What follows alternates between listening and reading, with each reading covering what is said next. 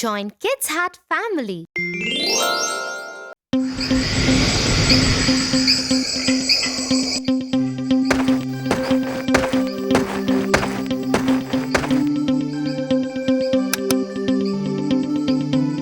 Good night, Tia. Good night, Tofu.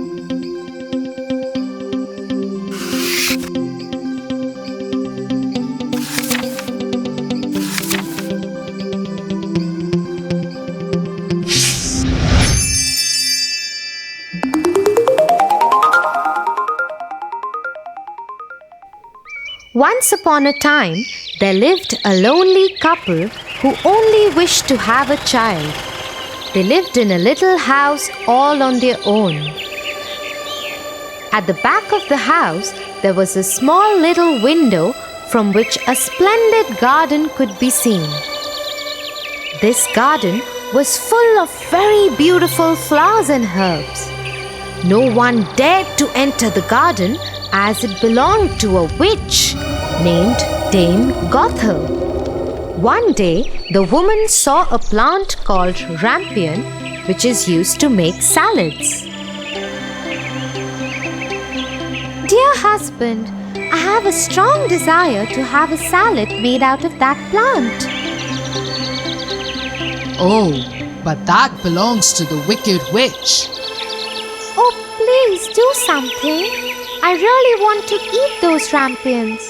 Okay, dear. I will try to get it for you.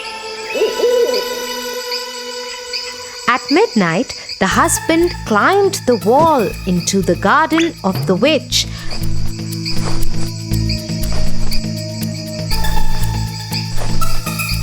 And started taking some rampions. The man took the rampion and his wife made a salad out of it and ate it. But the very same night, there was a knock on the door and the man knew something was wrong. How dare you, human! Come into my garden and steal my rampions like a thief. You will suffer for it. Oh, please forgive me. My wife saw your rampions from the window and she wanted it so bad that I could not say no to her. Oh, if that's the truth, then I will let you have as many rampions as your wife wants, but only on one condition. What is that condition? You must give me the child which your wife will bring into this world. The man, in his terror, consented to everything. As time passed by, the couple gave birth to a beautiful little baby girl. But that very same night, the witch came to their door and took away the baby girl, leaving the poor parents in complete sorrow. You are such a beautiful looking girl. I will name you Rapunzel and take care of you. Ha ha ha ha ha. The witch kept her locked in a tower with no doors and stairs, but just a small little window. As the time passed by, Rapunzel grew into a beautiful girl with very long golden locks. But her beauty went in vain because the cruel witch never allowed her to go anywhere. Sad Rapunzel just used to stand at the little window and sing sad songs. When the witch had to visit Rapunzel, she used to ask Rapunzel to let down her hair.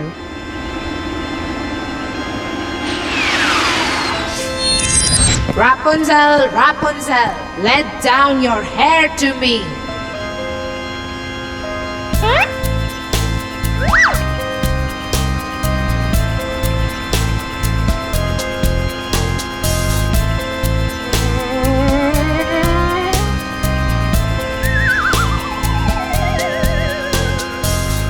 One day, when Rapunzel was standing at the window singing sad songs, la la la, a very handsome prince was passing by. He stopped and looked here and there to see where this beautiful voice was coming from. La la la. Oh, what a beautiful song! Who is singing so beautifully?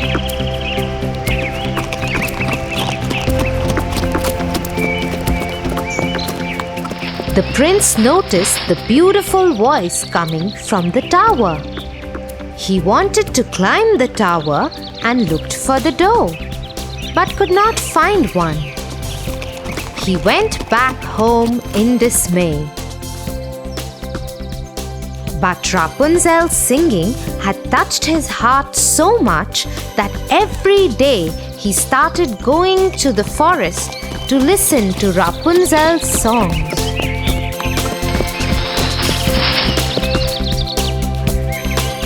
One day, he was standing behind the tree when he saw the witch coming. And he heard what she said.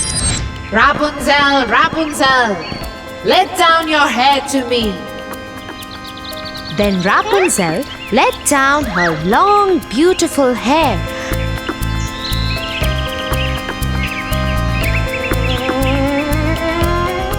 And the witch climbed up the tower.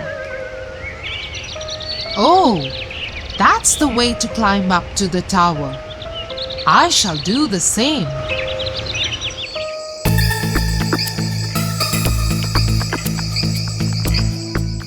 The next day, when it began to grow dark, he went to the tower. Rapunzel, Rapunzel, let your hair down to me. Immediately the hair fell down and the prince climbed up.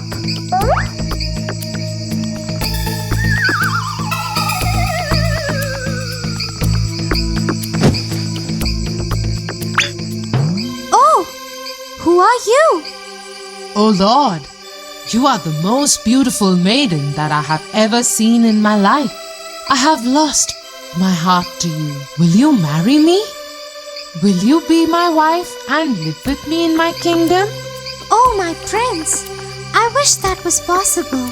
But the witch won't let me go out of this tower. And if she comes to know about you, she will kill you. I don't care. You are coming with me now. Come on, let's go.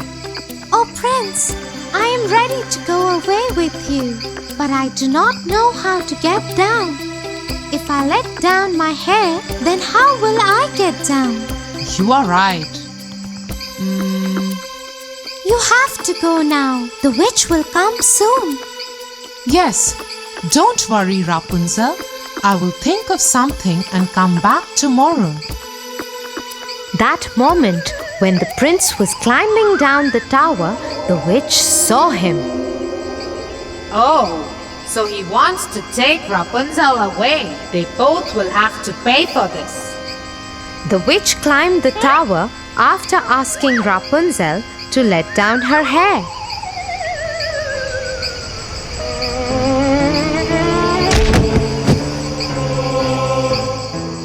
You treacherous girl! How could you even think of betraying me? You shall pay for this. The witch took a big pair of scissors and chopped off her long, beautiful tresses. Rapunzel was left all alone in the desert by the witch to live in grief and misery. Meanwhile, the prince returned the next evening to take Rapunzel away. Rapunzel, Rapunzel, let down your hair. The wicked witch let down the long braid that she had chopped off from Rapunzel's hair, and the prince climbed the tower without knowing what danger was awaiting him. When the prince was about to enter the window, the wicked witch chopped off the braid just to see the prince fall off the tower into the thorny bushes under the tower. The prince started bleeding from his eyes as the thorns blinded him completely. the witch cast a spell on the prince. And he wandered in woods around the world without any sight and survived in poor conditions. Meanwhile, the prince roamed about in misery for 2 years, and finally he got to the desert where Rapunzel was left by the witch. La la la. He suddenly heard the beautiful, sad voice of his beloved and started shouting in excitement. That voice! That voice! Is it you, Rapunzel? Is it really you?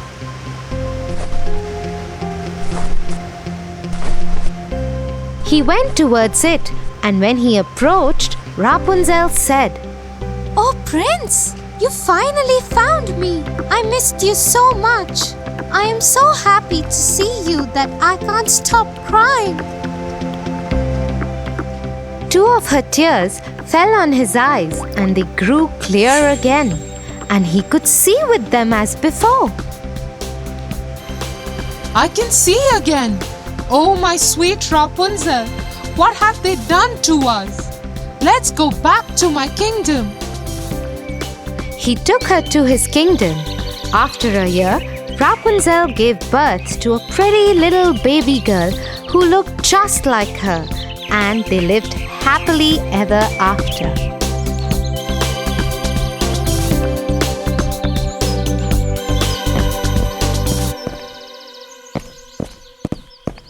Get up, Tofu, or you'll get late for school. Get up, Tofu. Tia, you?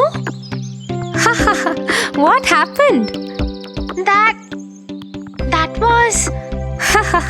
Yeah, I know. That was me in your dream. Now get up and get ready.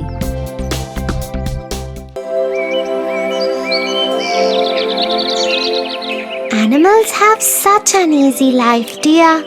No school, no rules, no homework. What do they have to worry about? Everybody has their troubles, Tofu.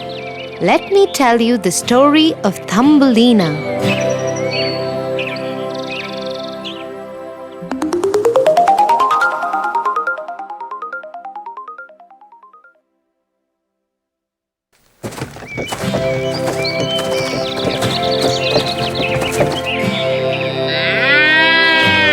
Once upon a time, a woman lived by herself in a faraway village.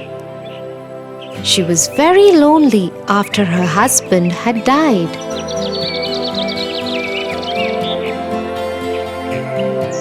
She always wanted to have a child, but alas, she didn't have any.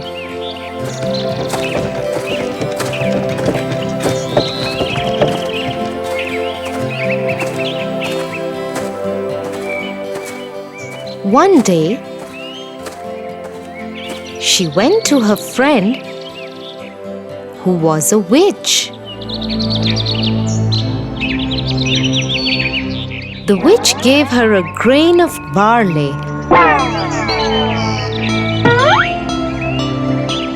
and told her to go back home and plant it.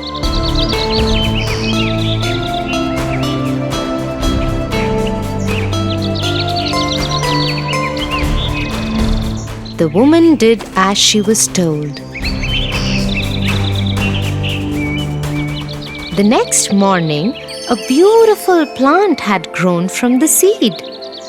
It had a lovely flower that looked like a tulip. The woman had never seen a flower like that and was mesmerized by its beauty. She gently kissed one of its petals. As she did that, the flower blossomed open. Inside it was a beautiful little girl, no bigger than the size of the woman's thumb. The woman instantly fell in love with her and called her Thumbelina. Thumbelina took away the woman's loneliness. In the day, she would tell her stories and talk to her. Sometimes she would make Thumbelina a boat out of a tulip petal which she could row in a plate full of water. At night, Thumbelina would sleep in a bed out of a walnut shell with a blanket made of a rose petal.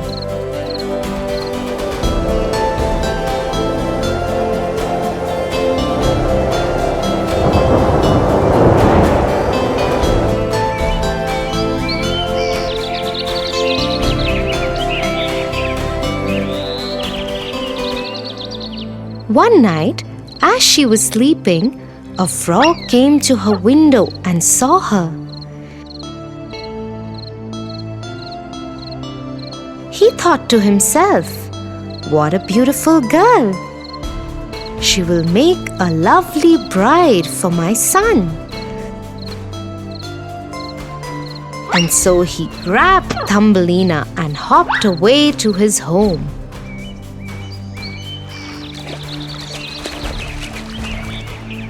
When his son saw his bride-to-be, he was very happy. "She is beautiful, father. I will marry her. But before that, I want to build her a beautiful house." Okay, son. I will put her on the water lily in the middle of the pond till then. This way she will not be able to escape. And so the frog put Thumbelina in the middle of the pond on a water lily leaf. Thumbelina tried to escape from her new home, but when she couldn't, she broke down crying.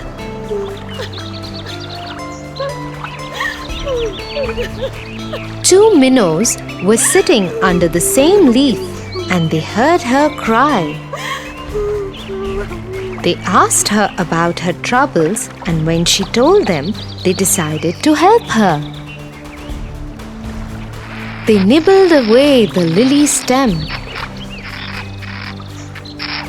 Soon it broke and floated away with Thumbelina. Just when Thumbelina thought she was free, a beetle came down and took her away to his home. He called over his friends to introduce them to his pretty prisoner. But the beetle's friends told him that she was too different than them and she didn't belong with them. I agree.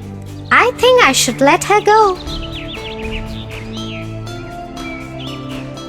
And so he dropped her in the long grass and flower. Thumbelina was very happy that she was free from her captors. However, she still did not know where her home was. She spent many days in the grass and between the flowers. She would eat the pollen of the flowers and drink the dew from the leaves. One day, as she was walking, she stumbled upon a small house made of mud. It had a strange round entrance. She went up to it and knocked on the door. A mouse opened the door. Oh, hello there. Isn't it cold out there for you today? Come in, please. Thank you so much. Once Thumbelina was settled comfortably in the mouse's house, he asked her about who she was. Thumbelina told him her entire story.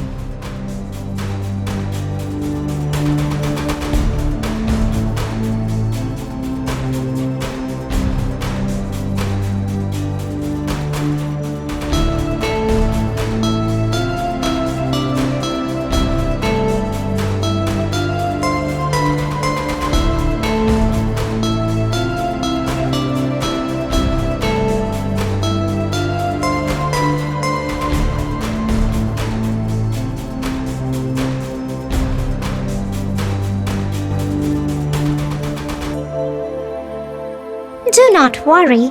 You can stay here as long as you like. So Thumbelina started staying in her newfound home. To make herself useful in the house, she would cook for the mouse and tell him stories.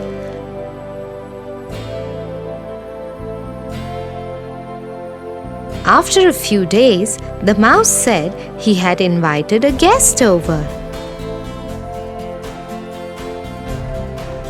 He is the richest mouse in all the land. He is a very good friend of mine.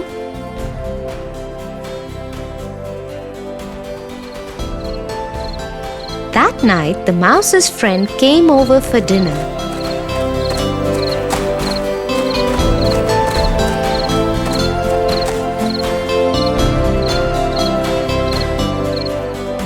They all talked and had a very good time. During the course of dinner, the friend fell in love with Thumbelina and declared that he would marry her. Thumbelina had no choice but to go along with what was happening. When the friend offered to show her his home, she agreed to visit his house. And the three of them set off together.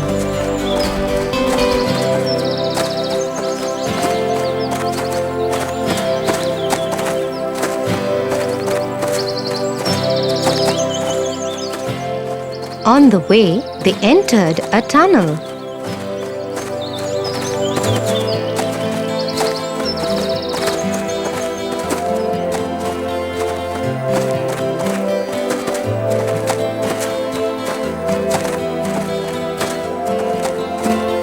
There they found an injured swallow lying on the ground. The mouse's friend kicked it and rudely said, Serves her right. What is she doing in the tunnels? He should have stayed in the air. Thumbelina was shocked to see that someone could treat another like this. Unseen by the mice, she ran away from there. Once she was sure that the mice had left, she came back and attended to the swallow. She took great care of her.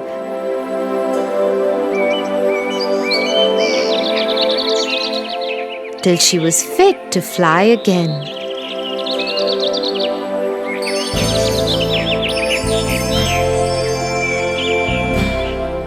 It became spring by the time the swallow could fly again.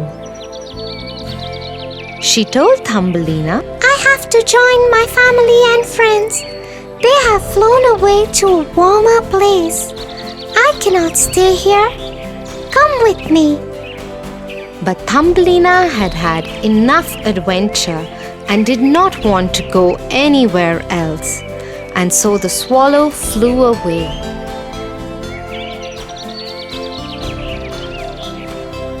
A few months had passed when the love-struck friend of the mouse found Thumbelina again. Oh, my beloved, I have been looking for you everywhere. Now I have found you and must marry you.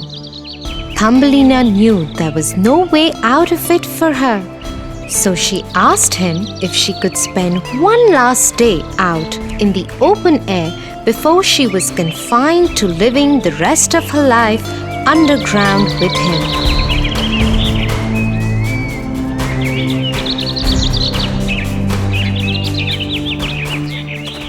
As she roamed in the open fields for one last time, she heard a familiar voice. Come away with me, where your spirit will always be free. Thumbelina saw her old friend who had returned for her. This time around, she agreed and hopped on the back of the swallow, and they took off. They flew over land and water and fields of green.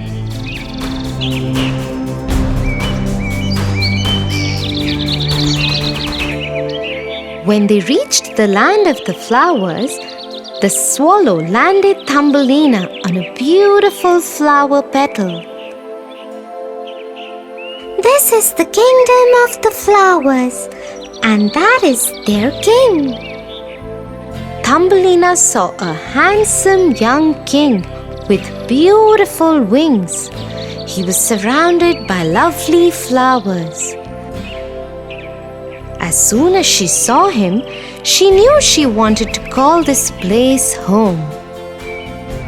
Her presence attracted the king's attention.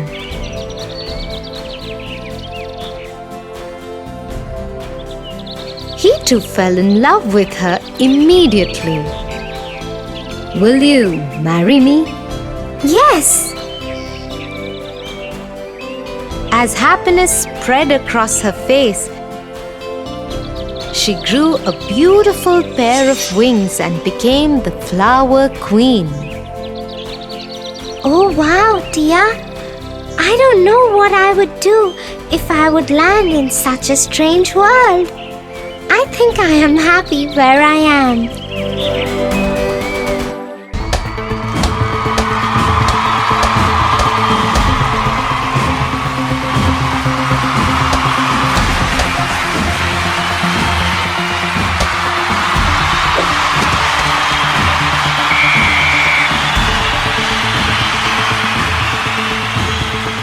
Yay!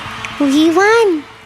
But why does Ron keep passing the ball to others? He's the best player on the team. He could make more goals if he just takes the ball all the way by himself. No, Tofu. To win, you always need a team. Every player is equally important on the team. Come, I will tell you a story about the importance of teamwork.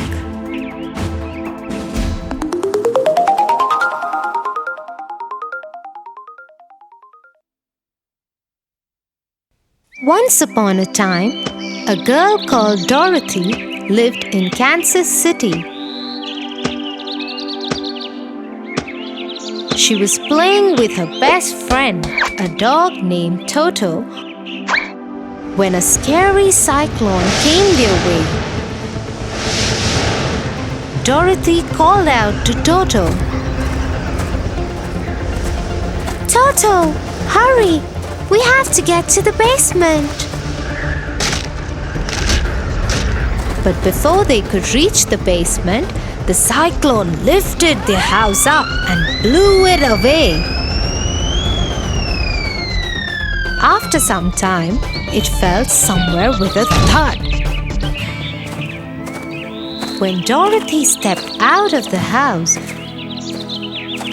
she saw the house had landed on someone. Oh no! Toto, help me! Who is she? The house has landed on her. I'm so sorry. Just then, Dorothy and Toto heard people behind them rejoicing. They were the Munchkins. Thank you, thank you.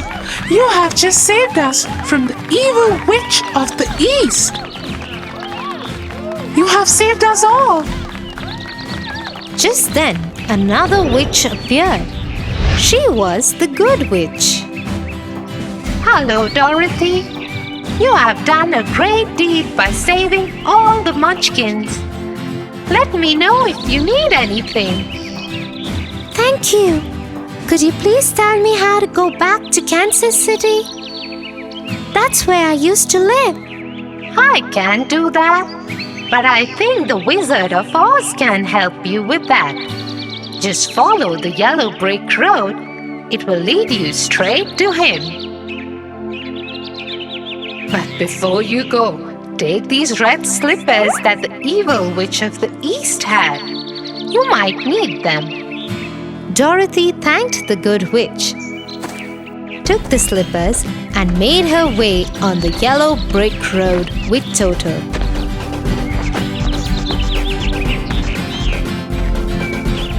She had only walked a bit when she came across a scarecrow. Hello, I am the Scarecrow. I have everything I want except a brain. My head is only filled with hay. Hello, Scarecrow.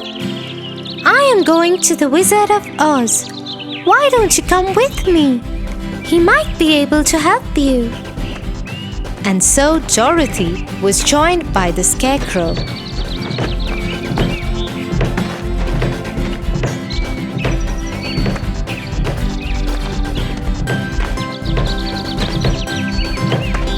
They had walked a few miles when they met the Tin Woodcutter.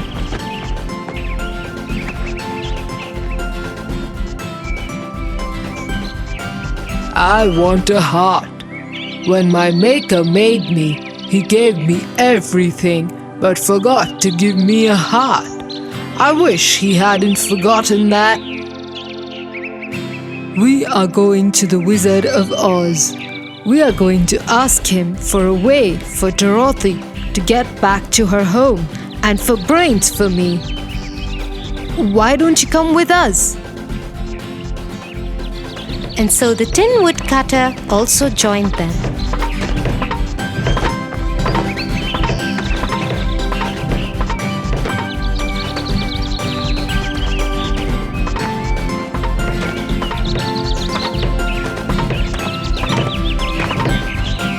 They had walked for some time when they heard Toto barking. They turned around to see that a lion had attacked Toto. Get away from my dog, you nasty lion! The lion whimpered and ran away to a corner. Oh no! You aren't a brave lion at all, are you?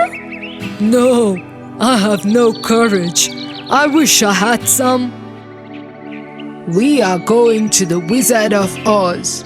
We will ask him for a brain for the Scarecrow, a way for Dorothy to get back home, and a heart for me. Come with us. We will ask him for courage for you. The lion agreed, and they all continued on the yellow brick road.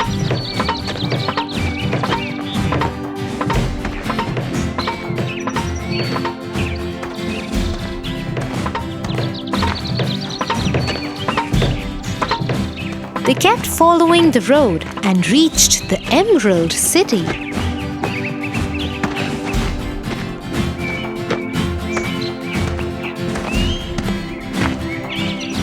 They knocked on its big gates. A guard appeared. The wizard doesn't meet anyone, but he has agreed to meet all of you.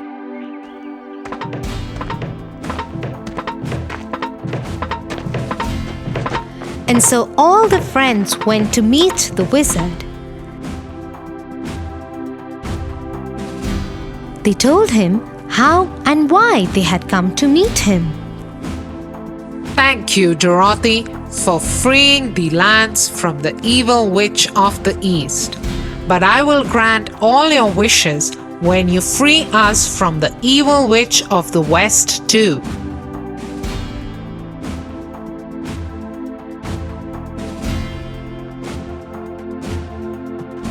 The friends agreed to the wizard's terms and left to find the evil witch of the West.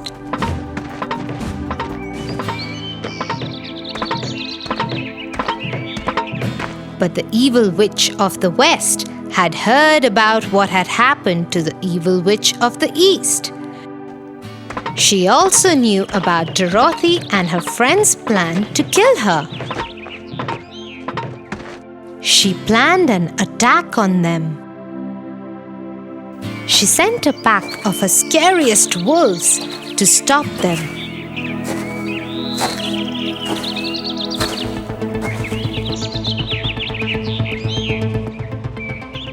The Tin Woodcutter stepped forward. This is a job for me. Everyone, stay back. The woodcutter hacked at the wolves with his axe till they all ran away.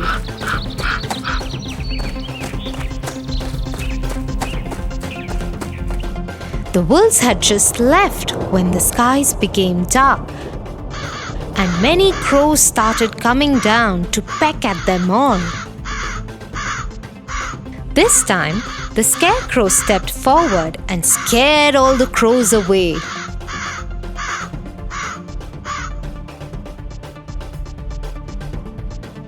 Next, the evil witch sent flying monkeys.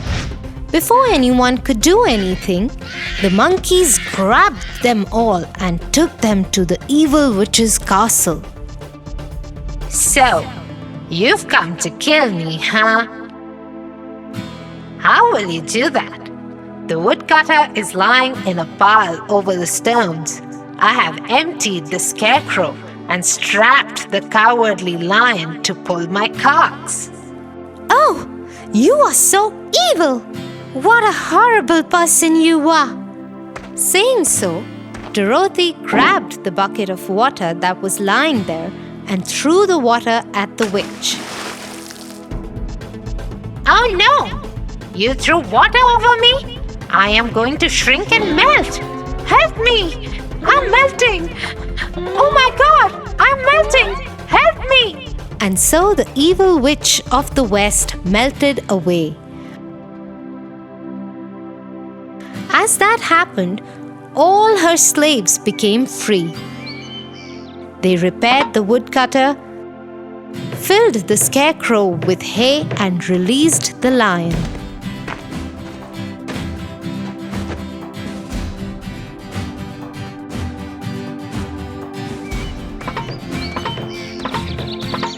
Dorothy and her friends went back to the Emerald City.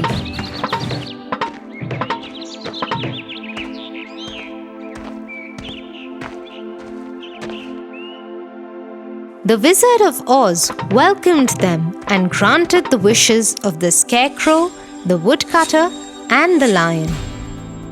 What about my wish? How will I get back home? You don't need me for that. You had the power all along. Just click your heels together thrice and tell the slippers where you want to go. They will take you there. Though Dorothy was excited to go home, she was sad to leave her friends. She said a tearful goodbye to them. Then she picked up Toto in her arms and clicked her heels together 3 times and told her slippers to take her home. So you see, Tofu, if all the friends hadn't worked together, they would have not been able to defeat the evil witch of the West. Yes, Tia.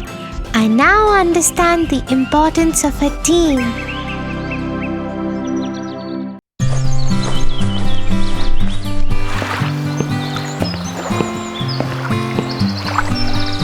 Tia, you recite so many stories to me that are full of morals, but you have never recited your favorite story to me. Which one is it? Tofu, that's true. I haven't yet recited my favorite story to you. Would you want to listen to one of my favorite stories? Yeah. Jack and the Beanstalk. Once upon a time, there lived a widow with her only son, named Jack. Their times were really hard, and they were living in poverty for long. Jack was too young to work and earn money. All their house furniture and other belongings were sold off to carry on with their basic daily needs.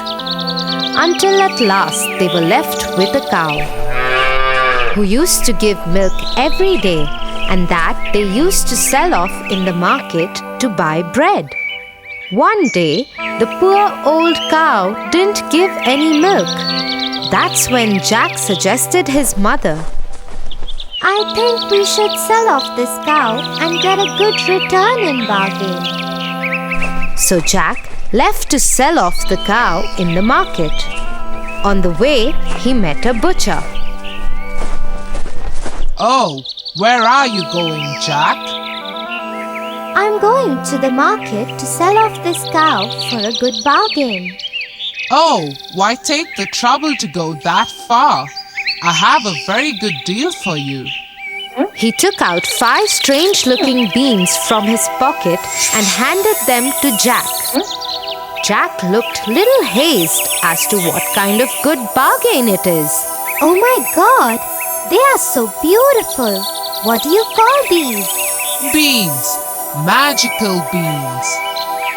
If you plant them overnight, by the next morning, they will grow up and reach the sky. Wow! Mother would be so happy to see them. Thank you, Mr. Butcher. And off went Jack happily to his mother and showed her the magical beans.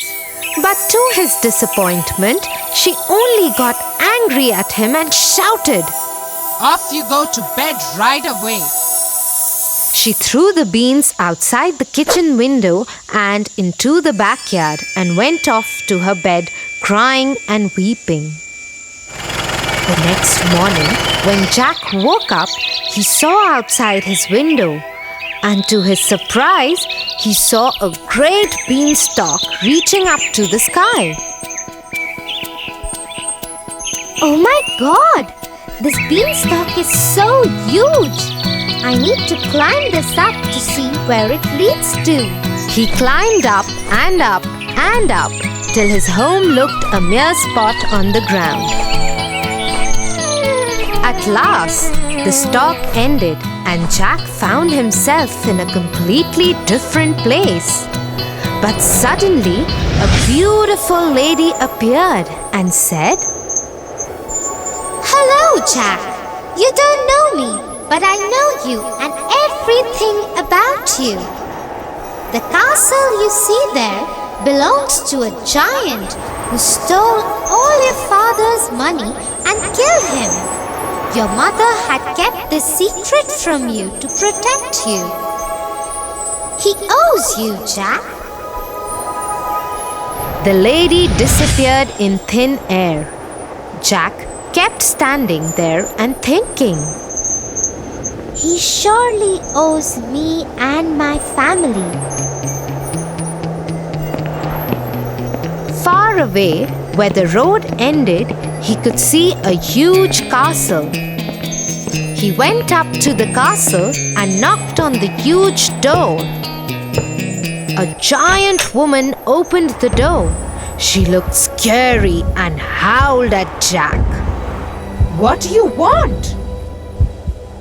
If you please, ma'am, would you kindly give me some breakfast? I haven't eaten anything since yesterday. The giant woman, though looked cruel and ugly, had a kind heart and offered Jack a huge plate of English breakfast, but warned him, You must finish quickly before my giant husband comes back and eats you. Then suddenly there was a huge knock on the door, and the wife picked up Jack and hid him in a huge empty kettle.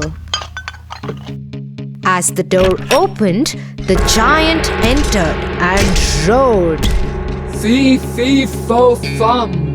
I smell the blood of an Englishman. Be he alive or be he dead, I'll grind his bones to make my bread. Nonsense! You're mistaken. It's the ox hide you smell. So he sat down at the table and ate the ox that his wife had served him as breakfast. After he finished, he asked his wife, Get me my money bags. He started counting his money, but he was so sleepy that he slept on the table. The whole room was roaring with his snore. Jack, taking an opportunity of this time, got out of the kettle, picked up the money bags and ran towards the door. Before the giant woke up, he climbed down the beanstalk and to his cottage and did not look back even once. He took a sigh of relief and ran to his mother. Mother, look what I got. We are rich now. The mother and the son lived quite comfortably. Till one afternoon, when his mother was away, he decided to go up to the giant's castle and see what was happening there. So he climbed up the beanstalk and reached the castle. There, standing at the door, he saw the giant's wife again. But she didn't recognize him because he was dressed impeccably this time. If you please, ma'am, He said, will you give me some breakfast? Run away, you little boy. Last time a boy came, he stole my husband's money bags. But since she was kind-hearted, she offered Jack breakfast. At that very moment, the giant knocked on the door and quickly she hid Jack in the oven. The giant entered and roared. Fee, fee, fo, fum. I smell the blood of an Englishman. Be he alive or be he dead, I'll grind his bones to make my bread. But the giant's wife once again assured him that he is mistaken and offered him his huge breakfast to eat. After eating his food, he asked his wife, Get me my golden hen. The wife got the hen and the giant roared in his voice. Lay! That very moment, the hen laid a golden egg, and Jack was left amazed with what he saw. No sooner he saw the giant slipping into his deep sleep, and once again he came out of the oven, picked up the hen, and ran for the door. In the meanwhile, the hen began to cackle. The voice made the giant move a little, but he kept sleeping. Jack climbed down the stalk and went straight to his mother and gave her the golden hen. The mother and the boy were so rich that they had money greater than even what they could spend. One day, he was sitting idle. The thought of the beanstalk crossed his mind again, and he decided to climb it. No sooner he was at the castle, but this time he decided not to be seen and climbed the kitchen wall of the castle and hid himself in the oven. In came the giant, roaring louder than ever. Fee, fee, fo, fum. I smell the blood of an Englishman. Be he alive or be he dead, I'll grind his bones to make my bread. But the giantess was quite sure that she had seen no little boy that morning, and after grumbling a great deal, the giant sat down for breakfast. As soon as he got over with his breakfast, he called out to his wife, Bring me my harp. Sing! ordered the giant. Soon the harp started singing the most beautiful sounds ever heard, and no sooner the giant fell off into his deep sleep. Jack, who was waiting for this moment, got out of the oven and climbed the table to grab the harp. But as soon as he started running off with it, the harp started shouting, Master! Master! The giant woke up just in time to catch the sight of Jack running out of the kitchen door. With a fearful roar, he saw Jack running with the harp and dashed after him. Little Jack ran as fast as he could, while holding the harp tightly in his hands. The giant, taking terribly long strides, gained on Jack, and He would have been caught if Giant had not slipped over a boulder. Before he could pick himself up, Jack began to climb down the beanstalk, and when the giant arrived at the edge, he was nearly halfway to the cottage. The giant began to climb down too, but as soon as Jack saw him coming, he called out, Mother, bring an axe. The widow hurried out with the chopper. Jack had no sooner reached the ground than he cut the beanstalk right in two. Down came the giant with a terrible crash. And that, you may be sure, was the end of him. But the mother had a very important advice for Jack. Jack, what the giant did to your father was bad. But you should not have been so greedy. He reaped what he sowed, but greed is also a bad deed. Jack agreed to his mother and promised to never be greedy again, and they lived happily ever after. Wow, Tia, that was such an adventurous story. Yeah, Tofu, and do you know why it was my favorite story? No? Tell me. The story was about a brave boy who wanted to fight against poverty, and in a way, he got a chance to take revenge of his father too. But in the process, he forgot that harming the giant again and again was not ethical, and stealing from the giant's house was also against his morals. Oh, that's quite a heavy thought for my little brain. Ha ha ha! Let's go. We are late for dinner. Mom must be waiting.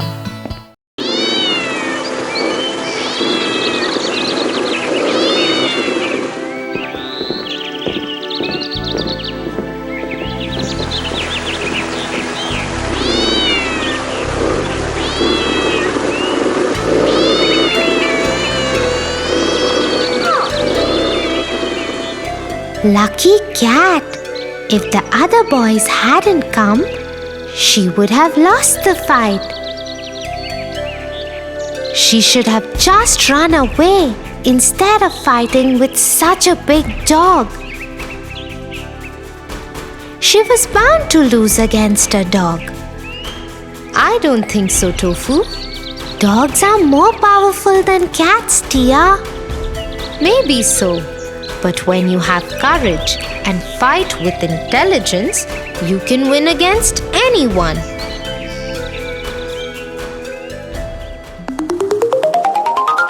The Jungle Book. Once in the heart of a thick jungle lived a little boy called Mowgli.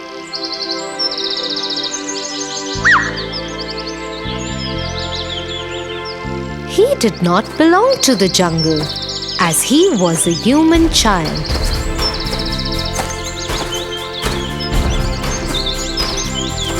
Yet, he grew up with a family of wolves.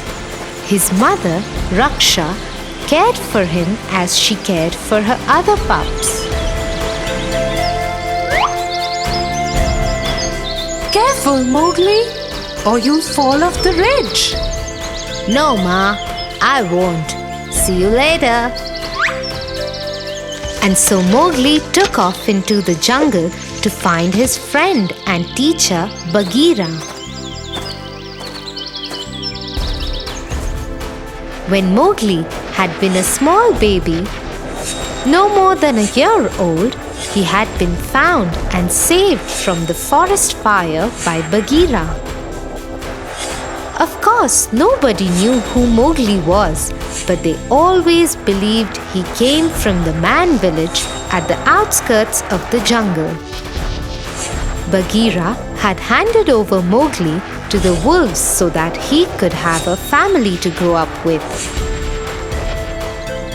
Since then, Mowgli had learnt the ways of the jungle from his family and his friends Bagheera and Balu.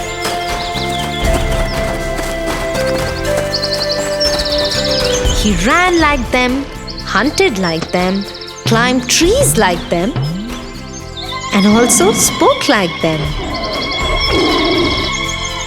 Hello, Bagheera. What are you going to teach me today?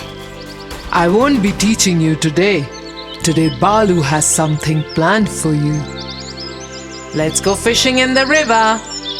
Hello, Balu. Let me get a stick to make a spear for fishing. You don't need a spear to fish. But it makes it easier. You can't do it like that, Mowgli. That is not our way. Then how is it that I know how to make a spear, Balu? Who taught me that? As usual, Bagheera and Balu did not have an answer to Mowgli's questions. The forest fire had started and destroyed the man village.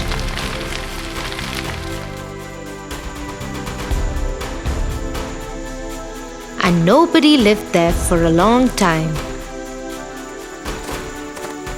Bagheera had tried many times to find someone to return the child to. But no one was there.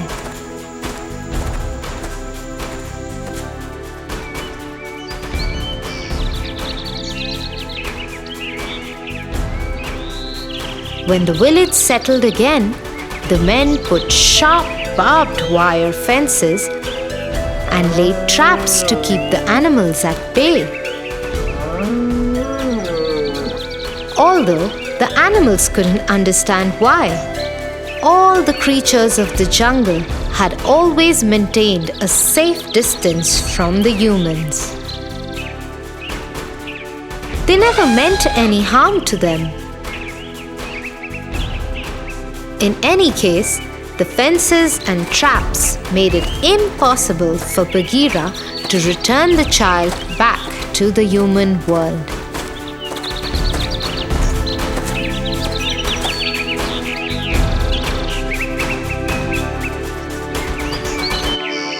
Okay, we will do it without a spear. Let's go.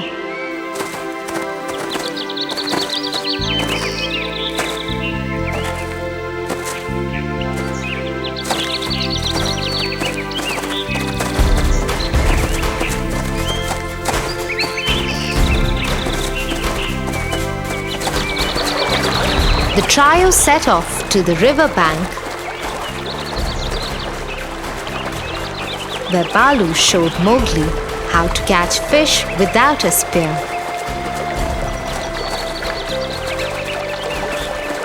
Balu would swiftly duck his head into the water and come out with fish in his mouth. Mowgli gave it several tries.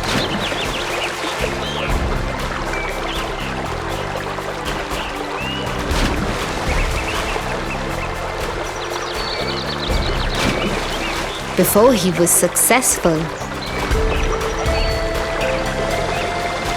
The day passed in the lesson and they decided to head back to the wolf pack.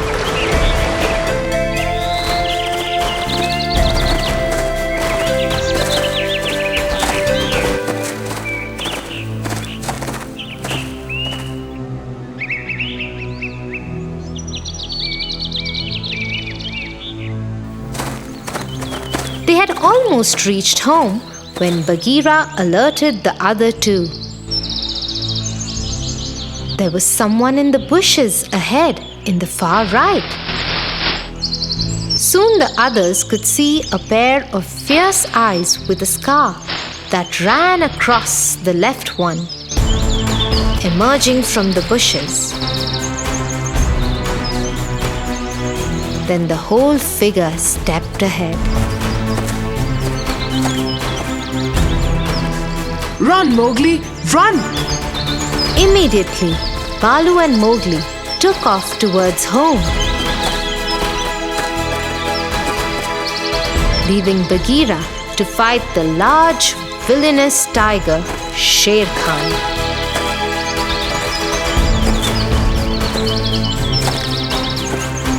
Bagheera and Sher Khan immediately leapt at each other.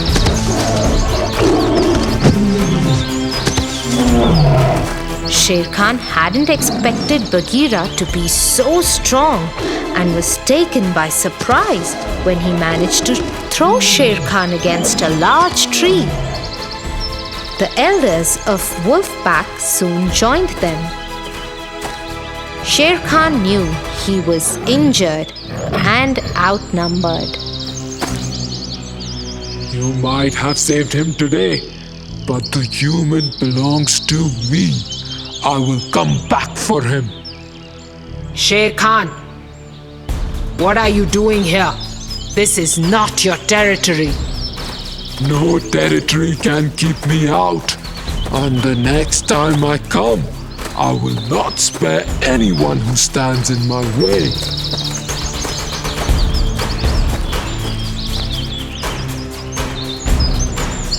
The jungle knew that Sher Khan's threats were not to be taken lightly, and soon worry spread in the wolf pack regarding Mowgli's stay and the pack's future.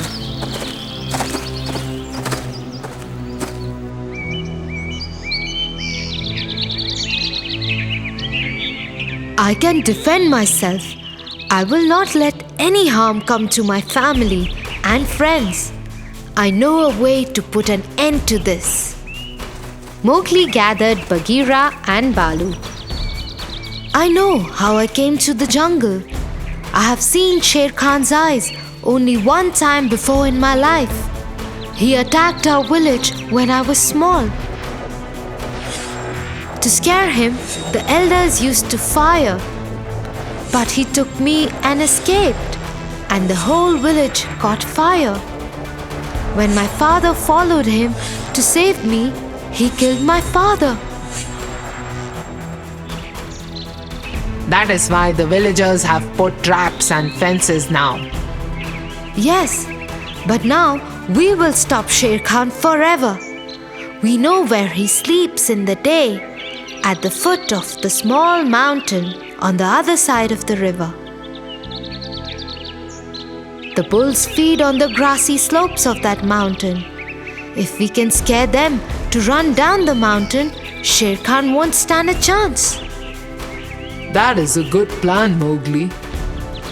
The trio assured the others that they had found a way out of their troubles, and by tomorrow night, all will be fine.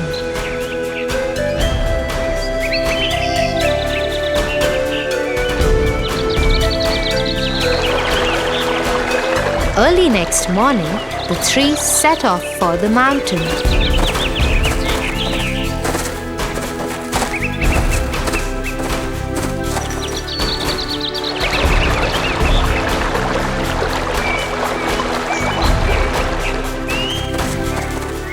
They went around it and climbed it from the other side so that no one could see them coming.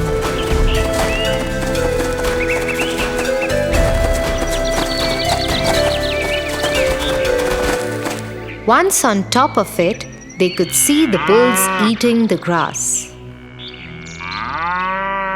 Ah! The three leapt at the quiet bulls and rushed towards them, screaming so loudly that the bulls got scared and started running down the hill to escape from them. The plan was working. The whole mountainside shook and rumbled under the stamping of the bulls. This woke up Sher Khan.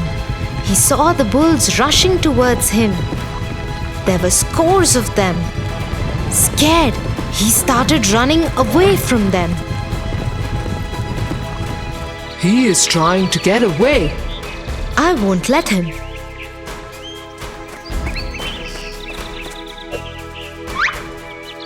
Mowgli took the tress and swung himself from branches of one tree to another.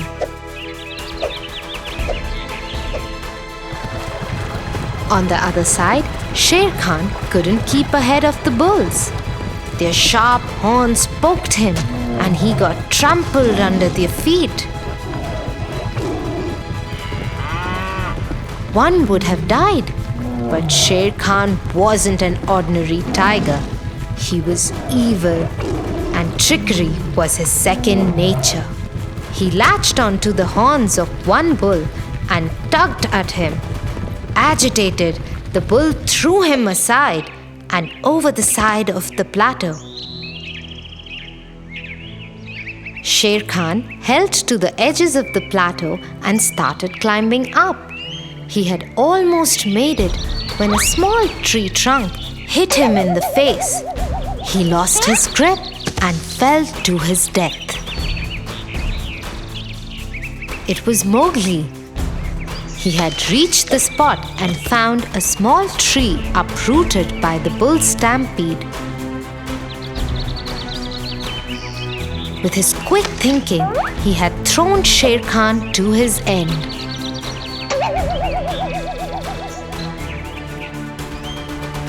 He had saved himself and protected the entire jungle from the tyranny of this villain.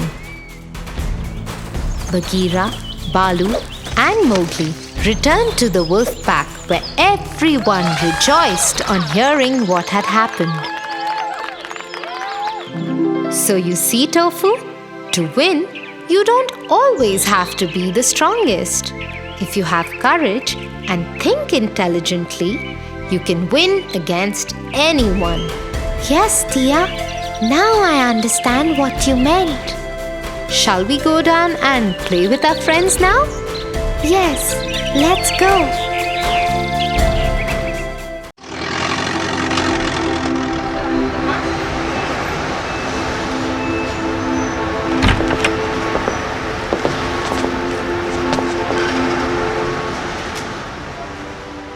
Look at that man, Tia. He looks so scary. I wouldn't want to be around him. That is not a nice thing to say, Tofu. Just because he scares you doesn't mean he's not kind and caring. Let me tell you a story of the Beauty and the Beast.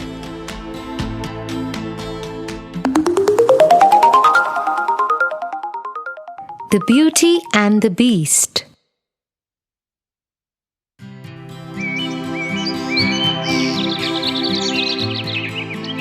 Belle lived in a village with her father Morris, who was an inventor. One morning, as she was returning from the market, a hunter named Gaston stopped her. Gaston was an arrogant young man. Everybody in the village knew he always got what he wanted.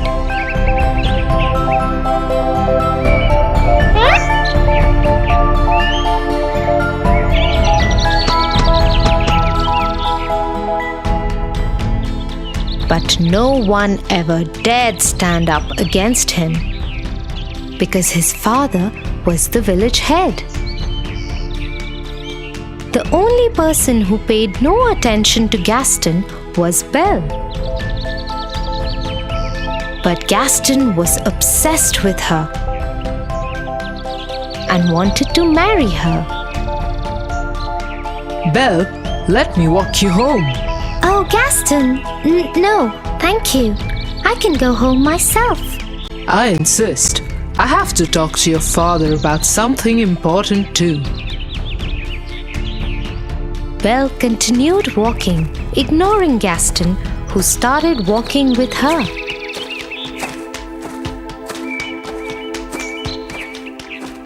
Once home, Belle quickly went inside. Morris, Morris, come out. I have to talk to you. What is it? It is your lucky day. I am going to marry Belle. You have lost your mind. Go away, Gaston. Belle is never going to marry you. Just then, there was a loud explosion in Morris's lab, and he took off towards it. Belle also ran towards her father's lab. Seeing that there was no one he could push around, Gaston left.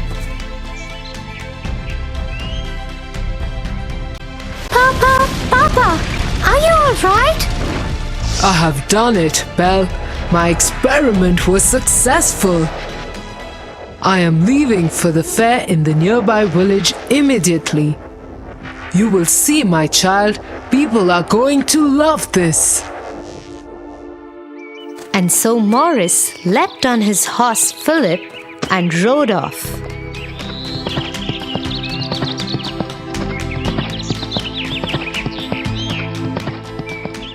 But as he was crossing the forest, he got lost.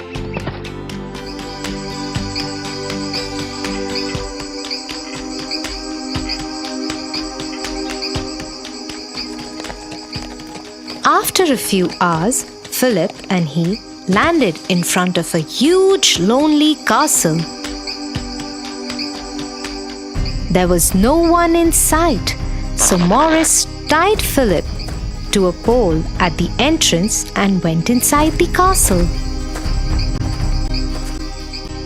It was pitch dark inside. A few candles were lit in the corners. Hello? Is anyone here? I am lost. Can you help me? A large shadow came across the wall. As it came into light, Morris saw that it was not a man, but a huge, angry beast with an ugly scar across his face. How dare you enter my castle? You need help? I will help you. I'm sorry. I will leave immediately. And Morris started running back the way he had come. But the beast got him and started dragging him. He took him down the staircase and locked him in the dungeon. Please let me go. Please let me go. You will stay here forever. This dungeon is your world now.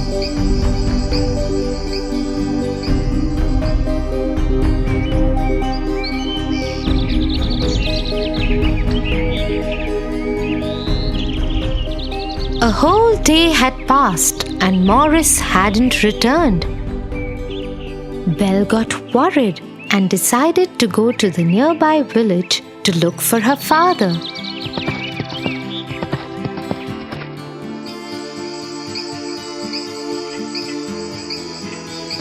But she too got lost in the forest and landed up at the same castle. Philip was still there, tied to the pole. Belle decided to go inside, just in case her father was there. Hello? Papa? Anybody here? How dare you enter my castle? Get out right away before I lock you in the dungeon too. Suddenly, the beast moved out of the shadows and stood in front of Belle. She was terrified of him, but dared not run. Somewhere from far away, she could hear another voice. It was her father. Please let me go. Let me go, please. Open this door. Let me go, please. Do you have my father? Can you please let him go? Hey, what are you saying? I will stay instead of him. Please let him go. Hearing this, the beast took Belle's hand and dragged her up the stairs.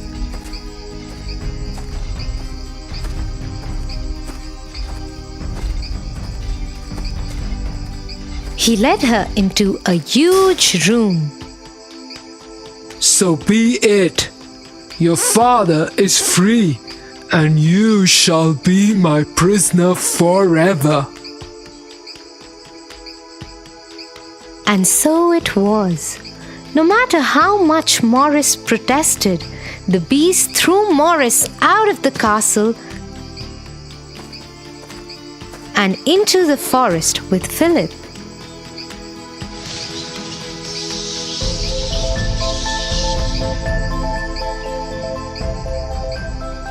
When dinner time came, Belle did not join the beast for dinner. Instead, she stayed in her room crying. The beast entered her room and said, If you are going to stay in this castle, you have to follow its rules. You are expected at dinner. Don't you dare miss it next time. You are a monster! You didn't even let me see my father one last time! Go away! I hate you! Seeing Belle heartbroken, the beast felt bad. He pulled out a hand mirror from his coat and gave it to her. In the mirror, she would be able to see whomever she wanted to see at that moment. Belle looked into the mirror and saw her father finally leaving from the castle and riding into the forest. But to her horror, she saw he and Philip had suddenly been attacked by a pack of wolves. She gave out a loud cry and ran downstairs out of the castle gates and towards her father. Soon, she found herself and her father Morris surrounded by ferocious wolves. Just as the wolves were about to attack Belle, a large paw grabbed one of them by the neck and threw it away. The wolves now turned on the beast, who had decided to follow Belle and help her save her father. The beast scared them off, but not before they had bit into his arm and injured Morris too. He put Morris on Philip, who took off riding as soon as his master was secure. The beast tried to walk towards the castle but fainted and fell.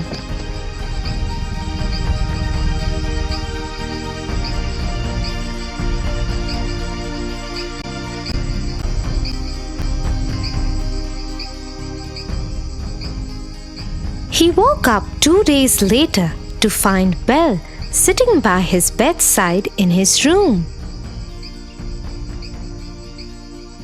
The wounds on the arm had been bandaged. You didn't go? You are awake! I hope you're feeling better. Thank you for saving our lives. Over the next few days, Belle nursed the beast back to health.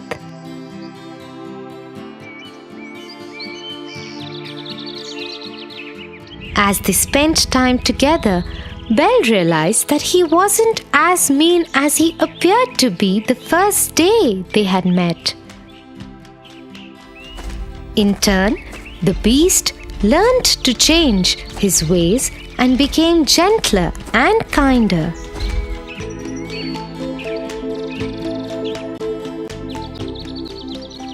Soon they became very good friends.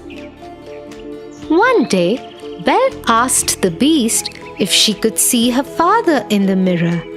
The beast agreed and gave her the mirror.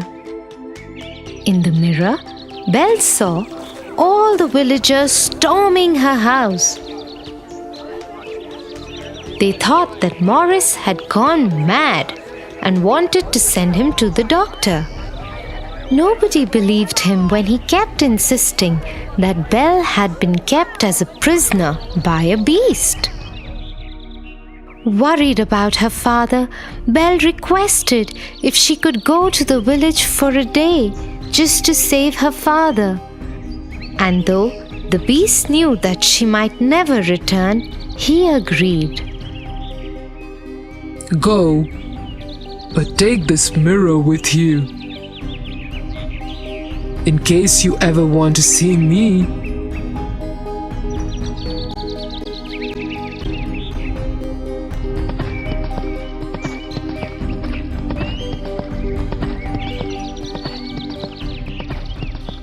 Once Belle reached her house, she stood between her father and the villagers and tried to explain the truth.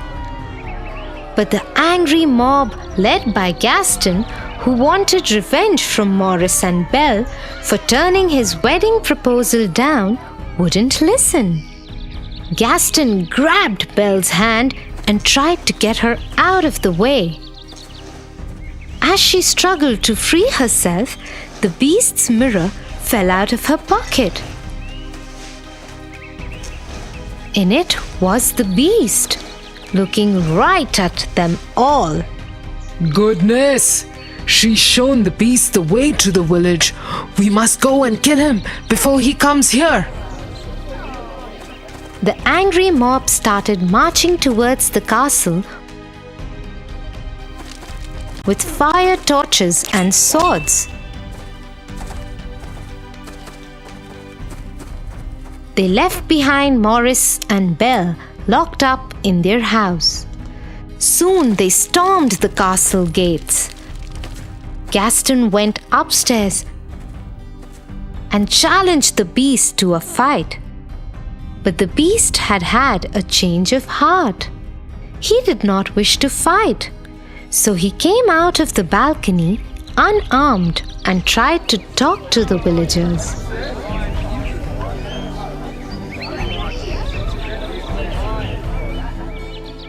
But Gaston wouldn't have it. He wanted to kill the beast, and so he attacked him. His sword pierced through the beast's stomach. Shocked, the beast swung his arm to protect himself. Scared, Gaston stepped backwards and fell off the balcony and died. Somehow, Belle had escaped from her house.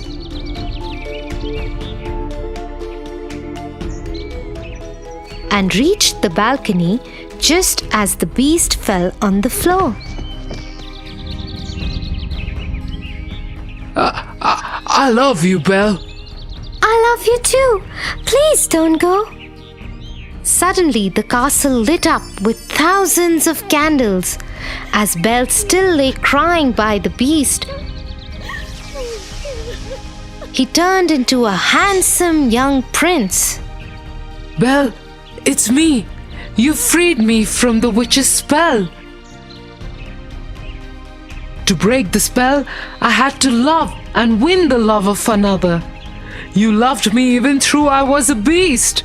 You saved me, Belle. You saved me. It really is you? As they hugged each other, they saw the rest of the castle and the forest bloom with beautiful trees and flowers. So you see, Tofu, you should never judge people by the way they look. I'm sorry, Tia. I will always remember this now.